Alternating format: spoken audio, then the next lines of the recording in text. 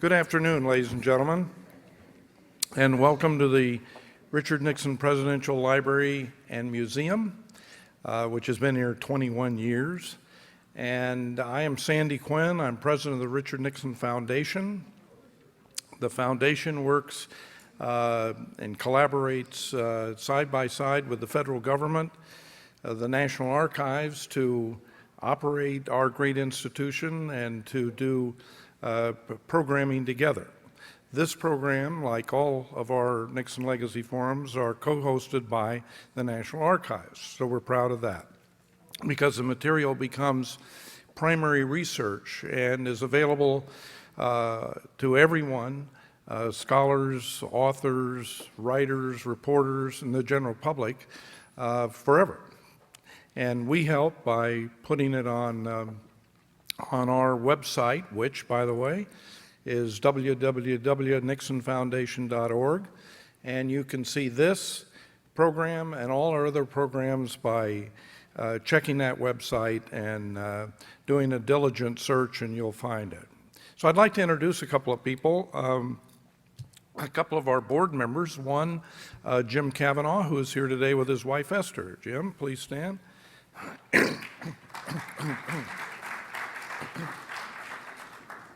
We have Colonel Jack Brennan. Jack was the Marine military aide to the President and later Chief of Staff when he returned to Orange County. Colonel Brennan. We have Hubert Perry, who is a longtime board member here. Hubert, he's now Director Emeritus, fancy title. Hubert and his father were among the President's close friends, and Hubert has a distinction of not only helping us at the foundation for decades, but also of going to Whittier College with President Nixon and sitting on the bench with him and during football. So, Hubert says he played. He was quarterback. I don't believe it, but thank you, Hubert, for coming. A couple of other people, longtime Nixon aide, who was with him almost from the very beginning of his political career and traveled the world with him at his side, Marge Acker. Marge, where are you? Is Loie with you? Is Loie there? Yes, and Loie Gaunt, who the same, she started with President Nixon when he was Senator Nixon, even before that. Loie Gaunt, longtime friends of the family, both.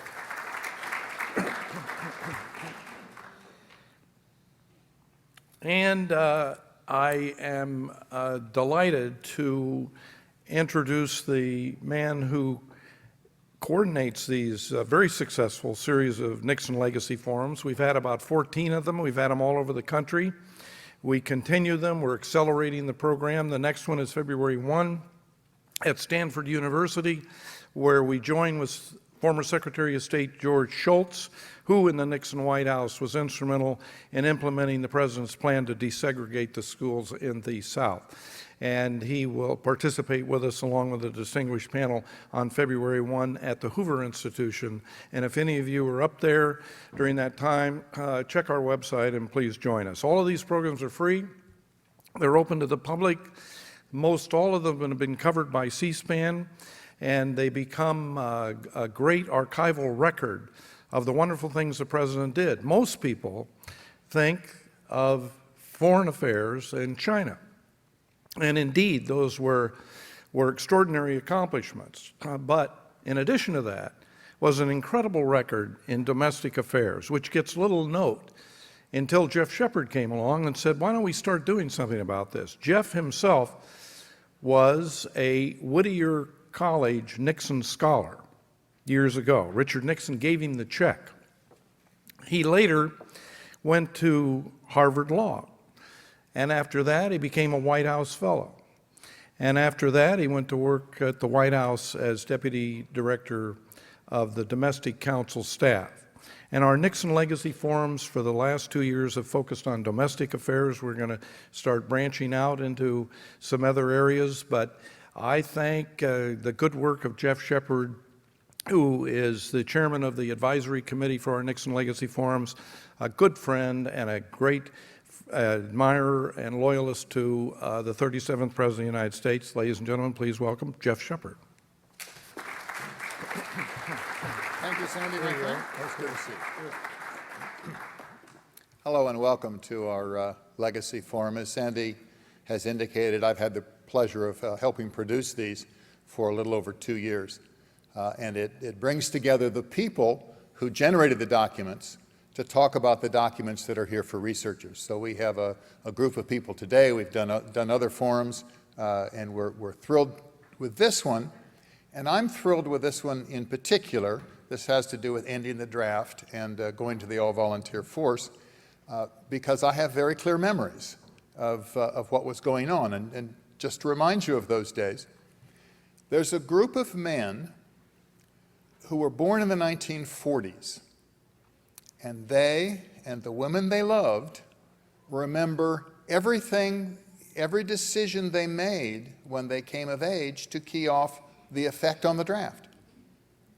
You had to register when you were 18. I remember there was a rumor of a kid in my high school, Long Beach Wilson, who hadn't registered. And word like that gets around. I went to Whittier College. One of my roommates didn't like the idea of serving, went to Canada. He's still there. I went from college to Harvard Law School, and I joined Harvard's ROTC unit. It was thrown off campus in 1968 because of a vote of the faculty.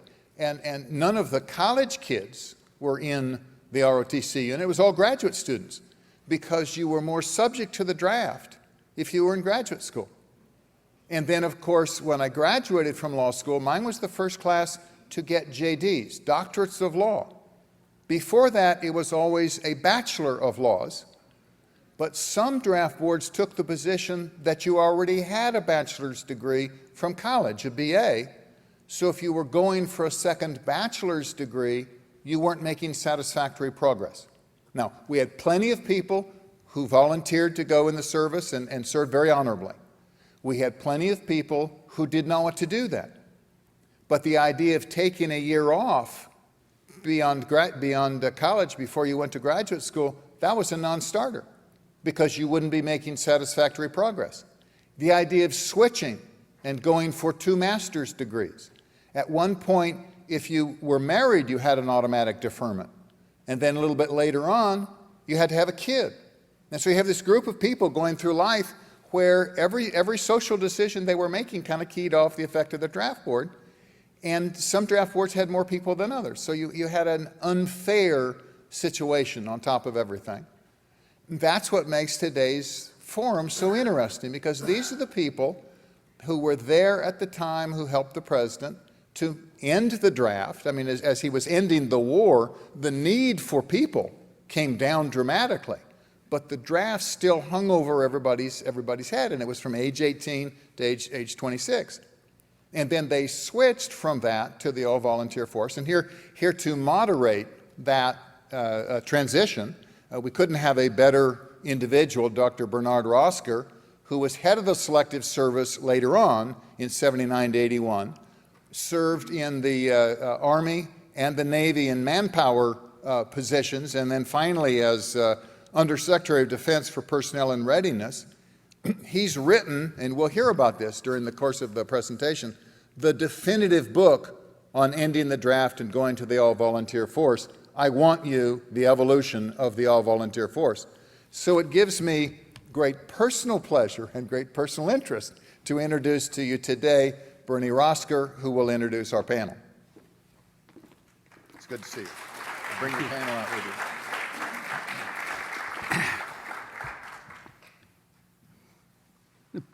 The panel coming out now? Please. I have become kind of the self-appointed historian of this period. My involvement really comes after, in terms of managing what these folks brought forward. In today's presentation, I'm going to set the stage as to the coming of the all-volunteer force and the campaign of Richard Nixon. And then I'll have a few words to say about the beginning of the movement to the all-volunteer force during the administration of President Nixon. And then at the end, I'll come back and talk a bit about what happened after this period in terms of the success of the all-volunteer force. Looking back, there were probably 5 reasons that the country was right to move to an all-volunteer force in the early 1970s. First, the norm through American history was a volunteer force. Previously, we had had a federal draft only during the Civil War, World War I, World War II, and then during the early years of the Cold War. The second was the size of the population had grown so substantially that there were very many more people who were in the pool of eligibles than the country needed. And that led to a great dilemma and was caught in the title of one of several commissions that reviewed the status of selective service in the draft. And they had a report which was titled, "Who Serves When Not All Serve?" Third was the Vietnam War, which had grown very unpopular.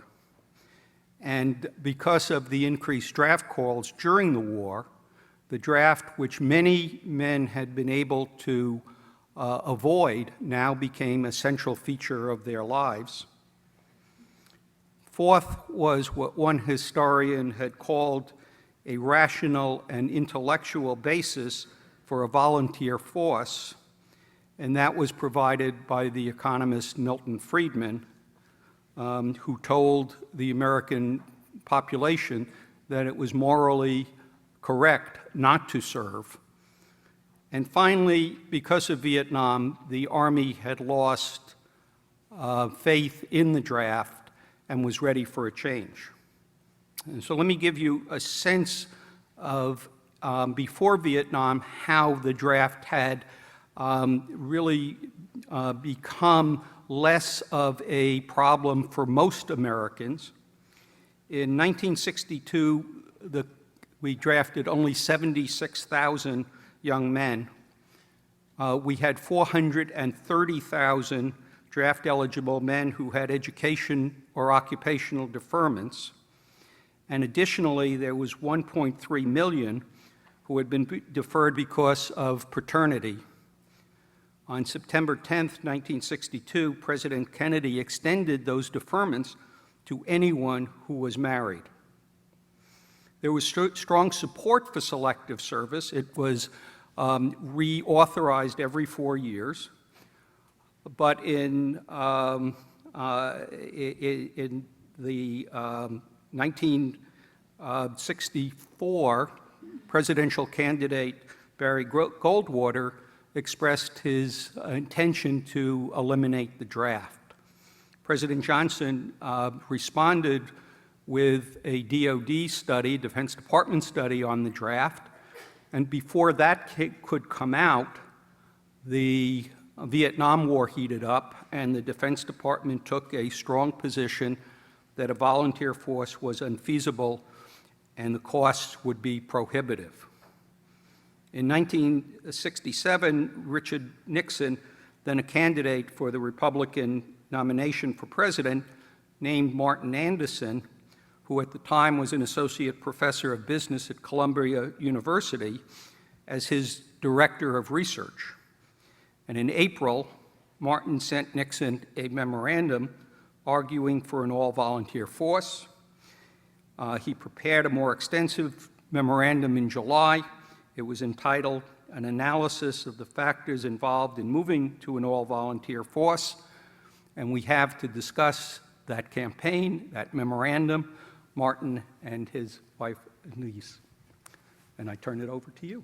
Okay. I will return at the end of the discussion of the campaign to set the stage for the administration, and then return at the end of the discussion to talk about what happened after 1973. Thank you, Bernie. In December '66, it really all began. Martin was teaching at Columbia University at the business school, and he and I were invited as guests of another faculty member at the business school, and another of their guests was George Anderegg and his wife. And they were, George Anderegg was a young man who had been hired by Nixon's law firm. And during the dinner, Marty and George Anderegg got into discussions of politics. Marty was arguing, as I recall, that Richard Nixon would be the best Republican candidate to be nominated and win the election in '68. And George Anderegg said, well, with views like that, you ought to be working for Nixon himself, for my boss.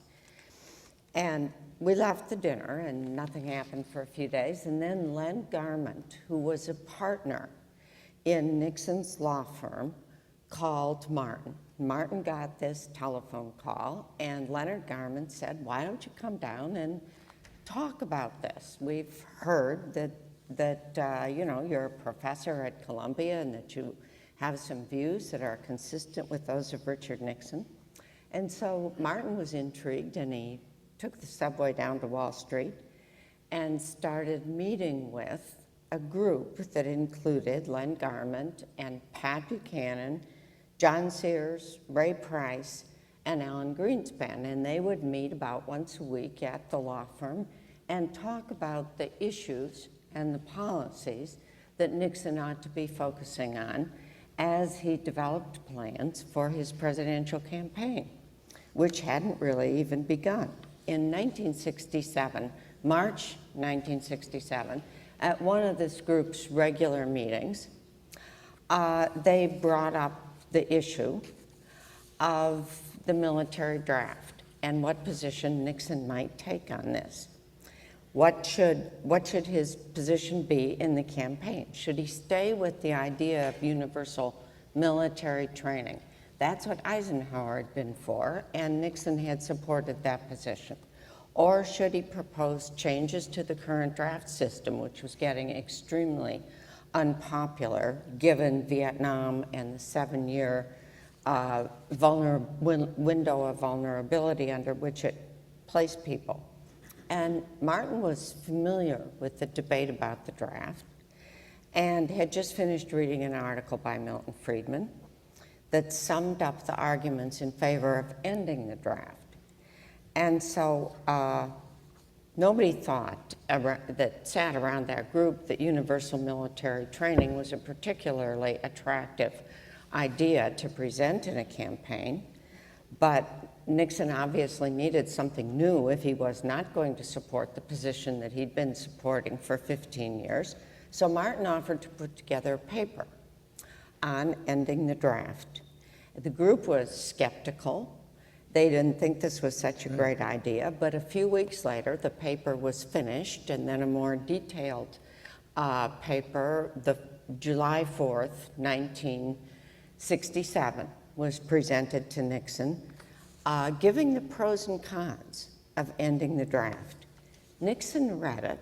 He said it was very interesting, and nothing happened. A while later, it turned out that Nixon had been very interested in this and had sent out about 30 copies for comment to his friends in the military and political world. And during the 4 months following July, he got comments were coming back. Still, Martin didn't hear anything.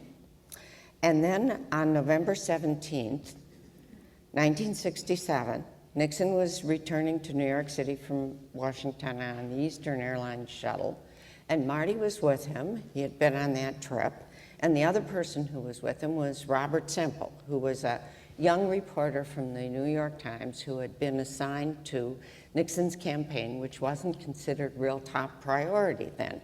So Robert Semple was a relatively junior reporter, and he and Marty switched seats so he could sit next to Richard Nixon on the plane, and started asking him questions, went through all kinds of issues, and then said, well, what do you think? What would you do about the military draft? And Nixon smiled and said, "I think we should eliminate the draft and move to an all-volunteer force."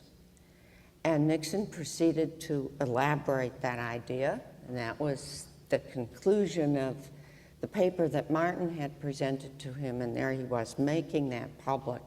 And the story ran on the front page of the New York Times that Nixon held this position on the military draft, and he elaborated it and explained why he favored doing so. And it had taken 4 months, but there it was. During the campaign, Nixon did not make the draft a major issue. He didn't give a major speech on it, at least not until October. And by the time October 1968 came, the polls were showing that Nixon and Hubert Humphrey, who had received the nomination after Johnson withdrew, were extremely close. And Nixon decided on a policy blitzkrieg. And he called a staff meeting and announced that he intended to make 10 policy speeches, one a day for 10 days on new issues, and they would be on the radio, and he asked for suggestions. And the staff was pretty tired at this point, and it was hard to come up with 10 new things to do. And after a few suggestions, Martin said, "Why don't we do one on the draft?" And Nixon looked around and said, "Do I hear any objections? Is that all right?" And nobody said anything. And so he said, "Fine, let's do it. Next issue." And so on October 17th, Nixon gave a CBS radio address nationwide on the draft. And that's in, it was later published in a book that he put out of his speeches that he very much wanted to put out during the campaign. And so that was really the major public communication of the idea. Ray Price wrote the draft, and he and Martin worked on it. Nixon edited it and worked on it also. And early in this speech, Nixon said, "We have lived with the draft so long that too many of us now accept it as normal and necessary. I say it's time we took a new look at the draft, at the question of permanent conscription in a free society." And he ended the speech with these lines, "So I say it's time we look to our consciences. Let's show our commitment to freedom by preparing to assure our young people theirs." So that's basically the campaign story. Yeah. Let me just start a couple to go with. Okay. Because there are a lot of things that happened. One of the fascinating things was that he was the only one who wanted to do it. Well, I had a lot of friends, they're really good people, what they were doing. But they took one look at what I was doing and what the president was doing, and they didn't want to do it. And we just watched that coming along. And then toward the end, it was very close at that time. People haven't paid much attention to it, but he was very, very quiet. In fact, he probably thought he was going to lose. And they kept going back. And then the interesting thing that came out there was, well, I'll show you one here. I'll pass this around. One of the things that he did, he stood up and he said, "You know, I've been doing the right thing. I've been doing things and no one has said things. It's really terrible." And I talked to him and said, "Well, you know, we could take the surface. What do I want to do?" And he said, "Yes, that's exactly what I want to do. I want to see if anyone can tell him what we have been doing. We've been doing wonderful things."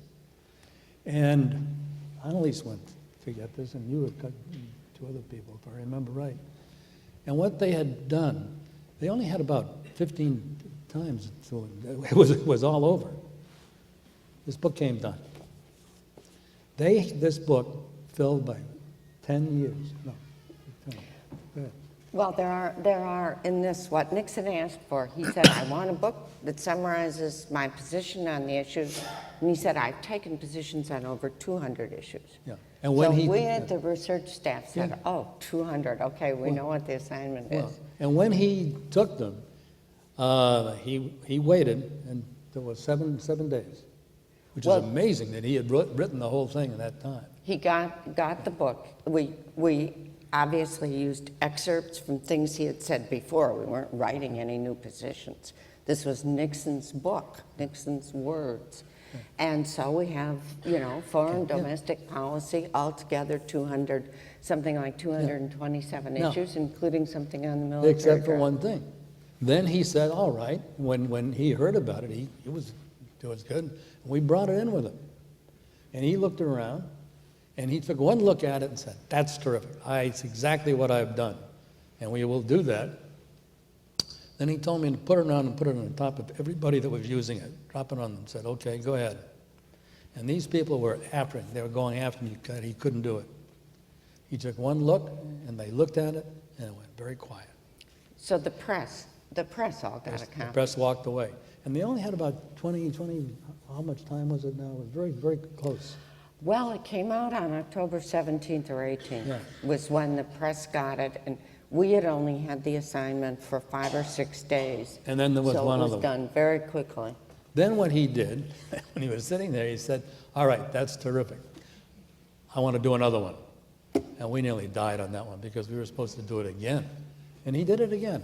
And this is the other book he did before everything happened. Even Before chose- the election, and this is major speeches, including the speech on the military draft that he gave on October 17th on CBS Radio. Right. So those are, and that basically stopped the press, which was claiming that he hadn't taken any positions on any issues. And we knew he had, and so did he. We knew that, but we didn't know how he was going to do because he was very quiet.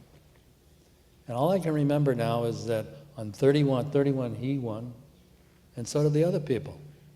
And it was dead front. He just barely made it. And he did. And just as he won the whole little thing, then it became us on that book. And we can talk about that.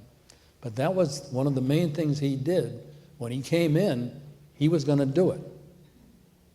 And what we found about rapidly, a lot of people didn't want to do it. They did not want him to go out. They didn't want him to be there. He shouldn't do it. Stop it. And the one person that had was him. And basically what he said was, look, he said, this is what I'm going to do. And everybody just looked down. Now, what happened at this place that nobody paid much attention to it?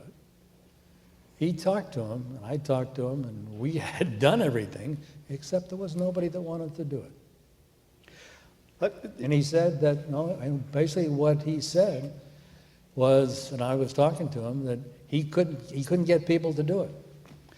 So he ordered this idea that what he will do, he will try to do it, we'll have it booked for him. And we get 15 people that work for him. And we'll take them the whole idea. Let me set the stage go then ahead. for this transition to... By the way, he knows it better than anyone I've done in many ways. So go ahead. Let me set the stage then for this transition. So Richard Nixon is elected president on November 5th, and 5 days after the inauguration, January 25th, 1969, there's a meeting of the National Security Council. And as part of that meeting, the major part of the meeting was the Vietnam War, but as part of that meeting, there's a discussion about two issues that are interrelated.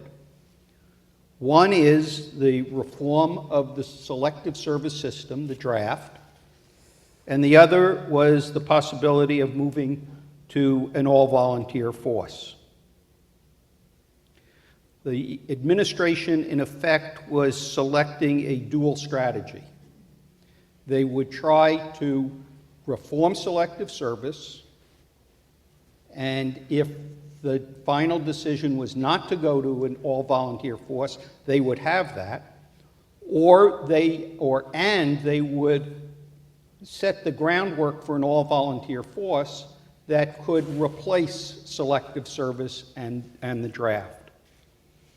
So President Nixon directed Secretary of Defense Melvin Ladd to begin immediately, and I'm quoting from a memorandum, to begin immediately to plan a special commission to develop a detailed plan of action for ending the draft. I would say Laird was less than enthusiastic about doing this. He felt that he had a war to win and that this could be a distraction.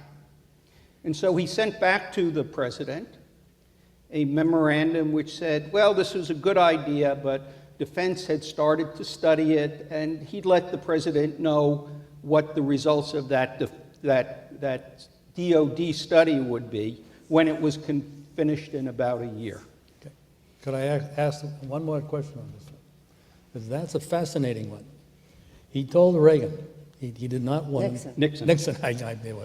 He said that he did not want to do it. He wanted to get it done, and he wanted those 15 to go on. But we did something that no one had ever done. We said that 15 of the people were really good. They wanted to do it for him. The other 15 said, no, we don't want to do it. 5, 5, and 5. And then the not 5, 5 was 15. in It the 15 altogether. in there was that we're not going to, we don't know what we're going to do. And they went on for 1 year, and they went back and forth, and they argued back and forth, and they did the damnedest thing as to what they were doing and how they were going to do it and where was going to do it. And then at the end, he won. Well, let me set that stage. So on February 6th, Nixon again wrote to Laird, and he said he was going to set up a commission, which Martin will talk about in some more detail, and that became the Gates Commission. And he would be happy to have Secretary Laird read and advise him after the commission was over as to what his views on the commission were. In other words, he told Secretary Laird, if you don't want to do it, I'll do it myself, and I'll take it out of your hands. And so that's how it progressed. But there was another part to this, and that was the issue of the draft. And so the second part of reforming Selective Service fell to the staff. A major consideration was how to deal with the long-serving director of Selective Service, General Lewis Hershey, and that fell to Jonathan Rose, who was on the White House staff. And Jonathan will talk about that dual strategy and how he and his colleagues addressed the reform of Selective Service and then the replacement of General Hershey. All of this occurring in 1969, 1970, 71, and then I come along at the end of the decade and actually became the director of Selective Service, responsible for building a standby draft, which was one of the mechanisms that was recommended by the Gates Commission. So why don't we talk about the... Why don't I Okay. pitch in on the year of '69, because Marty was the keeper of the flame to get the all-volunteer force done, get the commission appointed, give Nixon ownership of it, and Nixon and Marty drove that through. Marty is also right that there was a whole group in the White House and in the Congress and in the Selective Service that thought, A, this was a distraction, B, they weren't sure they were for a volunteer force at all, and C, they kind of liked things the way they were. And that's where we kind of came in April of that year. Pete, you'd wonder why Pete Flanagan, who was the deputy campaign manager, ends up with Selective Service reform on his plate. Well, it was an office I used to call of the miscellaneous, because we had White House high-level personnel appointments, and we had also things ranging from NASA to the Federal Communications Commission to Selective Service, and this was sort of the first up problem that we had, and obviously people realized that the first job was to see what you could do with regard to reforming Selective Service, because Nixon also saw that as a short-range matter, the long-range goal was to get rid of this entire system. But the short-range goal was, if you're going to have it, at least have a system that seemed fair to people and equitable and not as capricious and arbitrary, with deferments and some people serving, some people not, and no particular rationale as to why some were chosen and not others. And that rapidly led that same National Security Council meeting where they decided to go for the volunteer force. They also adopted as an interim measure the goals of the Marshall Commission that Johnson had appointed to get rid of the deferment system, students, fathers, all of the kind of patchwork set of deferments, and to have a national lottery that would expose people for 1 year at a fairly early stage so they could determine whether they were going to be drafted or not, and then get on with their lives, because the fact was the system as it was constituted was turning up about it 4 times as many people as was needed. And the way the Hershey regime got rid of them was to give them deferments and on any kind of a basis basically excuse people, whereas Nixon's idea was that we ought to let the people know who were going to have to serve, and let the people that on a rational basis let the people know who weren't going to have to serve. And that led us into a series of things in '69 while Marty was pushing through the consensus of the Gates Commission on the volunteer force, which is a whole story in and of itself. We were having to deal with the fact of, first, Kissinger and Al Haig, who were very much in the center of the national security scene, and Laird, all were somewhat suspicious and worried about exactly how all this was going to work. But finally, Laird came back with the notion that you're not going to really get anything done here unless you push for it, Mr. President, all out. And this was before before he could get the volunteer army, he had to get his draft reform. And in order to do that, he had to get legislation from Congress, because they had put in the draft law by this time that you couldn't go to a national lottery, that the president couldn't implement that without specific congressional authorization. And Hershey tried to muck up the situation by saying, well, yeah, we can come up with a more random way of doing this, but it would have been just a different, equally confused system, and the more he tried to explain it, the less any of us could understand it. And at the same time, there was this sense among the White House staff and Laird himself that the Defense Department was getting stuck with Hershey's image, and the whole Selective Service system was being viewed as an arm of DOD, when in fact it was being run by Hershey rather independently. And he, of course, had a great relationship with a bunch of characters that people here probably don't remember, but Mendel Rivers, Eddie Hebert, who were leaders in the House Armed Services Committee, and Senator John Stennis, Richard Russell in the Senate, and Margaret Chase Smith was another one, all of whom had severe doubts about, there were a group of Republicans that thought a volunteer force was a great idea, but these other people thought the volunteer force probably was not such a great idea, and also draft reform was a questionable thing in their minds.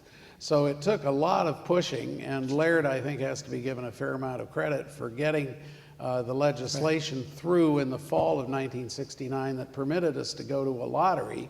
But that was to be administered still by Mr. Hershey.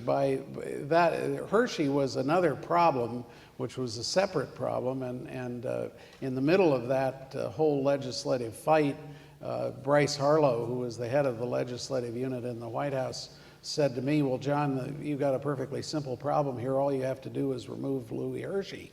And I thought, well, that was akin to firing J. Edgar Hoover or something of that sort, and about as equally simple.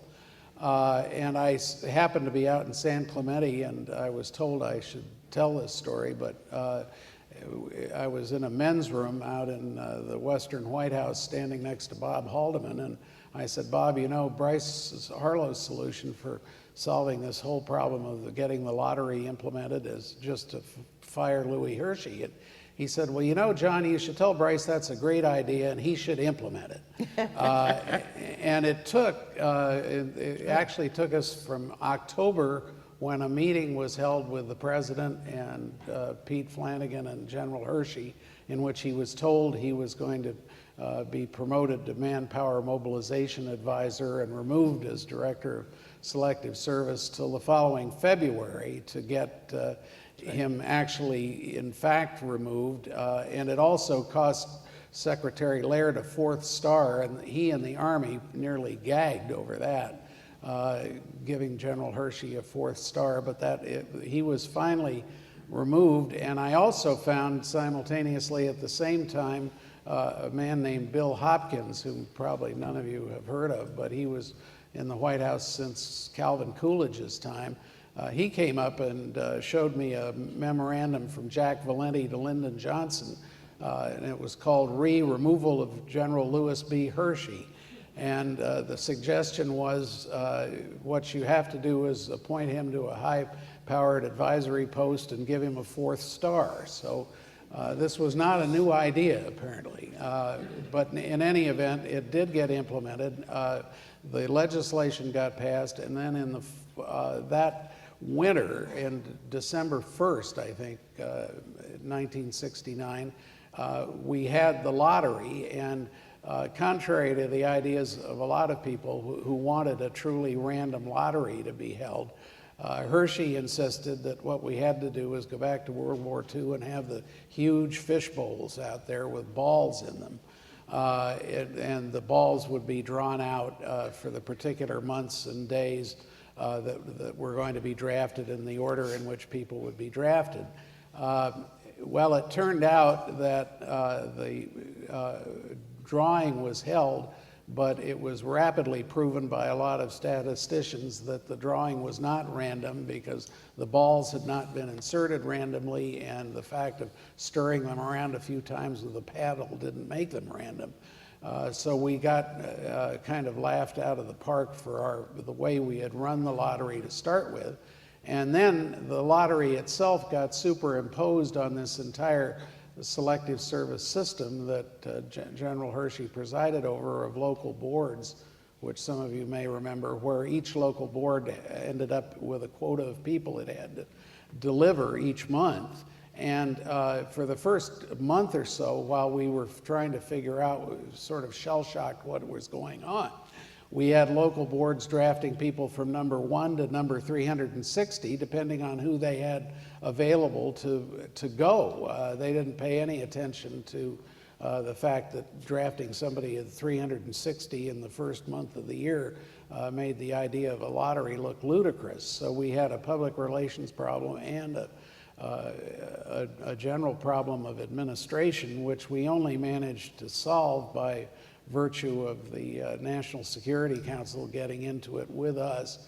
And we finally, with Defense, got a system established whereby we got a team of people over to Selective Service to figure out what was going on, and then we established national ceilings of numbers that could be called, and got the agreement of the Defense Department to accept the fact that they were going to get under deliveries in particular months, because we would only go to number 10 in February, say, and nobody above that could be drafted by any local board. And that's kind of how we solved that problem. And meantime, Marty was working with the Gates Commission, and he can tell you about that. Yeah, let me just say is that what they have said is really tremendous as to how often it happened. The main person that did it was Reagan. Nixon. I can't imagine, but yeah, he's the one who did it. It wasn't me, and it wasn't these other people. We had different ways of doing it and how it was going. But he is the one that wanted it done. And toward the end, they didn't say a word. They just went ahead and he did it. Now, one of the things that's happened now, I'm looking back on it now for 40 years, and virtually everyone loves it now, the people who are doing it. Yeah, I think that a significant part of the Gates Commission was the way Martin advised Nixon to set it up so there were 5 people for the draft, 5 opposed, and 5 who were neutral. And we had some very strong people like Milton Friedman and Alan Greenspan, who were opposed to the draft and had written articles about it and spoken about it and so forth. A couple of generals, Louis Norstad and Gunther, I think his name was, who were very definitely opposed to the draft. There were other people who were considered people of integrity and thoughtfulness, who were good analysts, but who were neutral on this issue and hadn't decided. Mel Laird, after Nixon told Mel Laird that this commission would report to Richard Nixon, to the president, and not to the Secretary of Defense, but he asked Mel Laird who he thought ought to be chairman, and Tom Gates was one of the people that at the top of Laird's list, according to Bernie's history. Yeah, and we did just one thing. We actually did this, so we'll pass this around. But this is what everybody got. Right, that came out after the commission, and it was widely published. And there was also a paperback. So Nixon and Marty and Gates met, and Gates said, Gates had been Secretary of Defense, and Nixon wanted him to chair this commission. And he said, Mr. President, you don't want me. I'm not a supporter of the all-volunteer force. I'm opposed to it. And Nixon said, Tom, that's exactly why I want you, because I know that if you decide it's a good idea, that then it really will be a good idea. And so this commission went to work, and there was a lot of opposition. There's one famous exchange in which one of the generals who was opposed tells the group. You shouldn't tell him that one. No, well, I guess not. I think though, Bernie says it's in the papers, in the papers. that actually there are minutes of these things. Go ahead, tell me. And so the general says to Milton Friedman, I don't want to have to fight a war with your mercenaries. And Milton Friedman comes back and says, well, General, I don't want to fight a war with your slaves. And so this was sort of the conflict that an all-volunteer force would be mercenaries. Of course, many of them were already volunteers, and that otherwise they were unjustly forced to serve the United States through conscription. And finally, in February 1970, this group reported. We have a picture, and I think that there's a picture of the group reporting with Alan Greenspan and the generals and all the rest of them, and Marty's there in the background, right against the window there. And Nixon already had underway. The report of the commission was unanimous in favor of an all-volunteer military, and the report to the Congress was already being written, because that was what Nixon wanted to do, and of course he knew what they were going to advise him. And so they proceeded to do it, and it took. The Vietnam War was winding down, which had been one of Nixon's purposes. The number of people drafted declined steadily, and draft calls reached 0 in January 1973. And in July 1st, 1973, the authority to draft, induction authority, expired. And there was no more draft, and there hasn't been. Since then, we've had an all-volunteer military. The vehicle for bringing forth the all-volunteer force was a series of pay increases. The Gates Commission had analyzed the labor market and had determined that they believed it was feasible within reasonable budgetary costs to increase wages, first-term pay, and that this would be the basis for the all-volunteer force. And so as between 1970 and 1973, there were a series of pay increases, and it was the response to the pay increases that allowed the increase in accessions, and 6 months before the draft was to expire, it was clear that they were making their numbers, and for the last 6 months, no one was called. So the notion was that people would respond to a fair and equitable wage and would find this acceptable. and that's in fact what happened.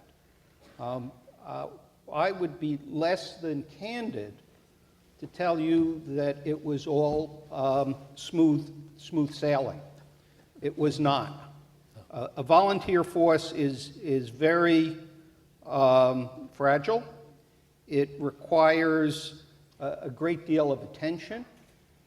And I served in the Carter administration in the late 1970s, and the situation became very precarious, so that by the end of the 1970s, President Nixon actually wrote,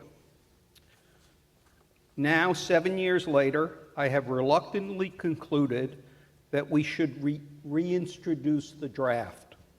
The volunteer army has failed to provide enough personnel at the caliber we needed." And that was Mr. Nixon's judgment in 1980. Within 10 years, concerted effort by the Reagan administration, several pay raises that went into effect at the end of the Carter administration but took their effect during the Reagan administration, resulted in a volunteer military that went to war in the Gulf. And the performance of the military in war in the Gulf was so superb that almost no one who had argued for a continuation of the draft just a decade earlier would make that argument. The generals and admirals, to a man, became great supporters of the all-volunteer force. The harshest critic in the Congress was Senator Sam Nunn, and he became a supporter of the all-volunteer force.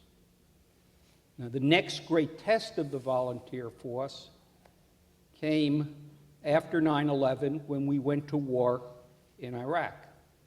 One of the members of the Gates Commission, Tom Curtis, had written to the chairman, Mr. Gates at the time, and said, "I'm now convinced we could have a volunteer force in peacetime, but I can never imagine that we could have a volunteer force going to war." And that's why in the succeeding years, it was important to have a standby draft, which I was charged with building and managing in 1979 and 1980. Well, we in fact went to war, 2 wars, and we've been in those wars for longer than any military conflict in our history, and the superb performance of our military is directly related to the volunteer force. I will tell you, as in the end of the Clinton administration, I was the Undersecretary of Defense for Personnel, and I will tell you that the quality of the force is better than we ever had it before. We don't necessarily have the top of the top, but those were the people who got deferments in previous years. We truncate at the bottom. We take effectively no one who's not a high school graduate, no one who does not score roughly a 90 IQ or above. It is a cut above the American population as a whole, but representative racially and regionally of the broad middle class. In Vietnam, we had a retention rate of about 15% of first-termers decided to stay. Today, we have a retention rate that is between 50 and 60%. It is a career-oriented force. We've reduced training costs, but we are paying more because they are careerists. And it is the most professional force that exists in the world today, or has ever existed as a volunteer force. So the efforts that these gentlemen started have come now to fruition in a military that you can be proud of, and our soldiers are proud of, and you can see it in their decisions to re-enlist and to stay.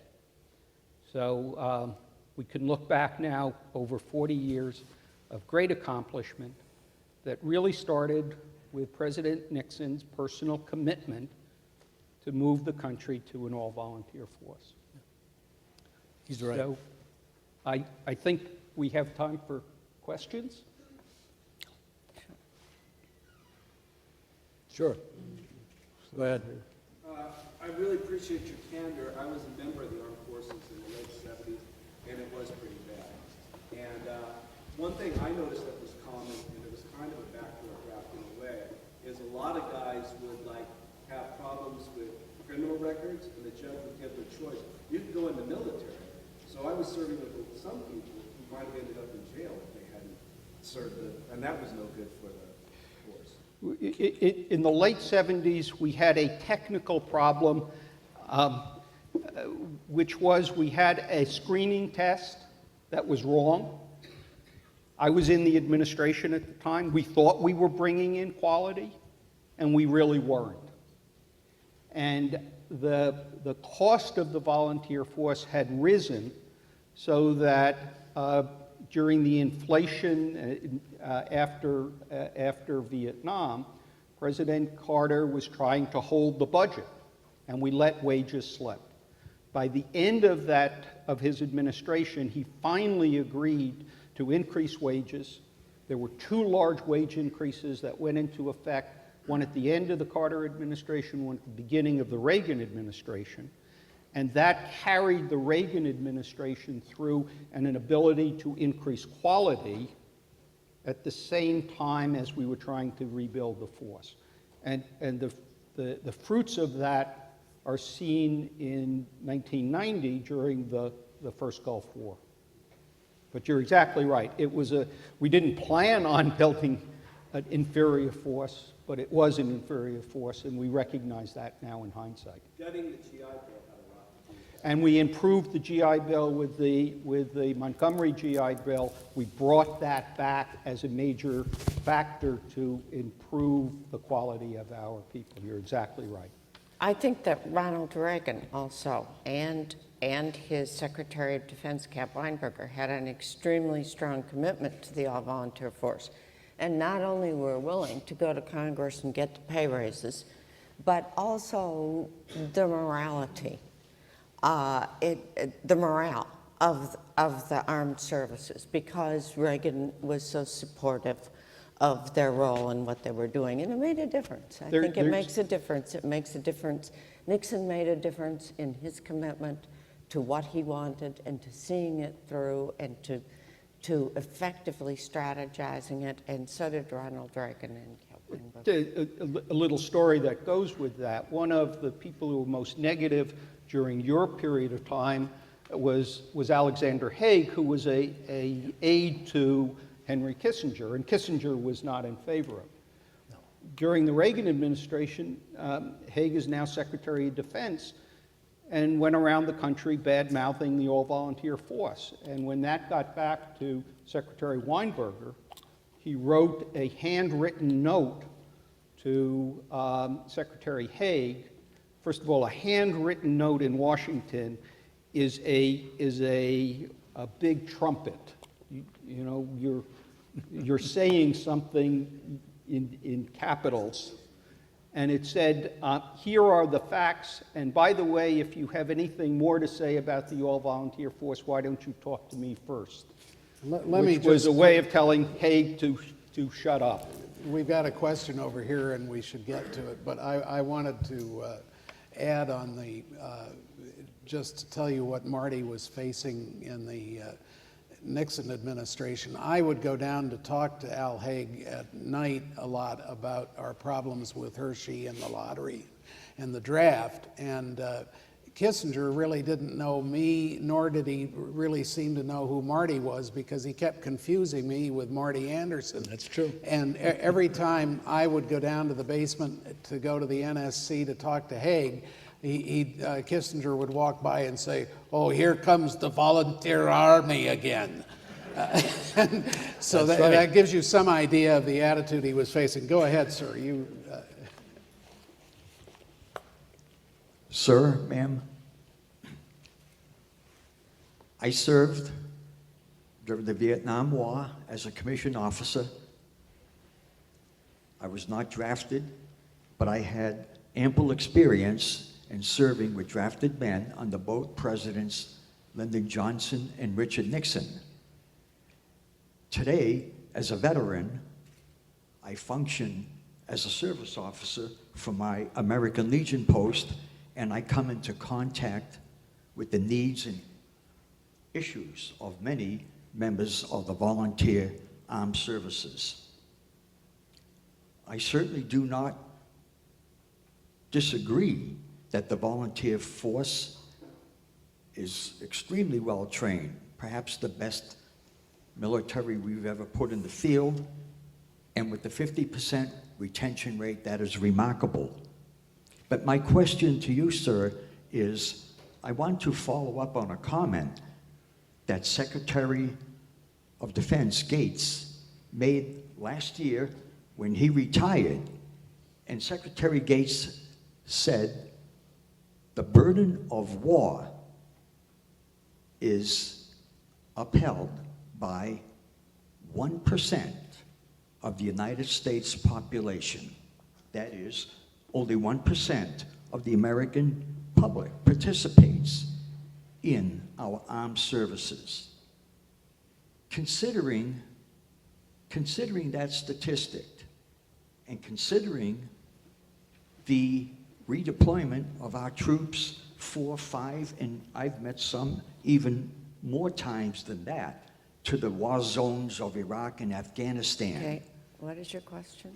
The question is, do you not think the United States would be better served if all of our youth had the opportunity, were given the opportunity to serve in the armed services? That is, bring back the draft. Let me Sure. answer Thank that you. Go because ahead. it's No. kind of contemporary, and I had to deal with that as undersecretary. First of all of American youth have the opportunity to serve as volunteers. Second, I would not be have much of an objection if we had universal service as we really had in World War II. But our requirement is so low that any form of conscription becomes a crapshoot, a lottery. It's not equal sacrifice. It's not equal service. It's like going to Las Vegas and taking a gamble. And I don't know how, I was the director of Selective Service, how to explain to a young man that his life is in danger because of a lottery number, not equal service to his compatriots, his friends who stay at home. So that's one answer. The second answer is those who went 4 and 5 and 6 times were all volunteers. They re-enlisted to go. Our re-enlistment rates in Army units were 110, 120% of goals. They could have gone home if they wanted to, but they are professional soldiers, and going to war is what they did and what they do, and they choose to stay. They are not forced to stay. If we had a volunteer force, it would be a high turnover force. It would be a much more expensive force in terms of training, but it also would be an inferior force in terms of experience, because the soldier who goes 2 and 3 and 4 times is much more expert in his tasks than the soldier who is going for the first time and has to learn, and often learning is the result of increased mortality. So I appreciate the argument, but the math doesn't work given where we are in the size of our population today and the technical nature of the military today. Right. I'd just like to mention also that one of the things that's very important in supporting our volunteer military are our reserve units and the National Guard. so that they are what are trained and are ready to go when the number of people who are actually on duty at the time, isn't that right, Bernie, are not adequate. And we've used a lot of reserves and National Guard in the last several 10 years, a lot of pressure on them. Yeah, in the last 10 years, we have integrated the National Guard and the reserves into the normal rotations. You're right. You know, the old argument was they join the National Guard and now you're surprising them that they have to go to war. There isn't a person in the National Guard today that argument holds for. Might have held in 1990. It didn't hold in 2000, certainly doesn't hold today. You don't join the National Guard without the expectation that you will go to war. You've chosen to go to war in an occupational structure that brings you home, and you stay at home for a number of years and you go back to war. They are all volunteers. We have built a true total force of part-time soldiers and full-time soldiers that are fully integrated. Well, you also haven't mentioned the women that have been added to the... We are That's a good point. No, you got a good huge point. employer That's of true. women. Absolutely. 20% of the force today are made up of women. If there's any category that has made the all-volunteer force work, it is women. And women support it in two ways. They support it both as members and they support it as spouses to members. Yes. And women and the family-friendly nature of the military today compared to what it was before is quite a remarkable transition. Yep. Go ahead. I like this man's concern. It's based on Bob Gates and his experience. And my experience is like Long Beach Wilson over here, Whittier kid, who also was avoiding the draft. I graduated from high school in '64, avoided the draft with 2S college and then National Guard service. And my friends, who most of them went to Vietnam, came home, helped to end the war, veterans, because they saw the imperial presidency of Lyndon Johnson mostly, just putting these kids into a meat grinder. And so there is an aspect that I understand he's saying that takes away the private army of a president if you have a forced draft. But obviously, I love the interchange. I've never heard the quote, Gates to Friedman. Was that the quote where? No, it wasn't Gates, it's a different general. It was a Different general. It's a different general. I never heard that. I don't know right now which one it was. But nonetheless, I don't want your mercenary force fighting my war. I don't want your slaves fighting my war, is a genius interchange. And so how do you balance out then this well-trained, well-focused, well-financed force to not become basically a private army that doesn't have a political responsibility to a broader base? Well, I think a political responsibility, first of all, is the voters and who they support in primaries and elections. Okay, I don't think you look to your military to do your political work. That's not their job. The world has changed. When the United States went to an all-volunteer force, we were an anomaly in Western Europe. Only England effectively was a volunteer force. And that represents a great split between the Anglo-American tradition and the continental tradition that you had an obligation of serving. The height of that tradition was France. And France today has a volunteer force. They had the same problems we had. When the French could afford a conscription of less than 6 months, the generals finally said, no, we have to go to a volunteer force. The French could not mount an effective combat force for the first Gulf War because they were mired with draftees that could not be assigned out of metropolitan France. And so today, effectively, every European country has a volunteer force, with the exception of Germany. They're moving towards it. but they have a huge portion of alternative service rather than military service. So the norm has become the professional volunteer force, also heightened by the great technology. You can't draft somebody for 6 months or a year and expect them to become proficient in the systems that we have today. So the time, I'm very sensitive to the claim, but the times are so different than they were of the mass army and the conscripted army to support the country that it becomes really infeasible. We could go on all afternoon, we could go on all month talking about the trade-offs and the changes. I want to thank the panelists for their discussion, but before I let you go, I want to talk about a different revolution just for a second. This is Bernie's book. Bernie wrote the definitive book on the draft and the Selective Service in 2006, and you can get it, if you'd like to wade through it, from RAND at rand.org.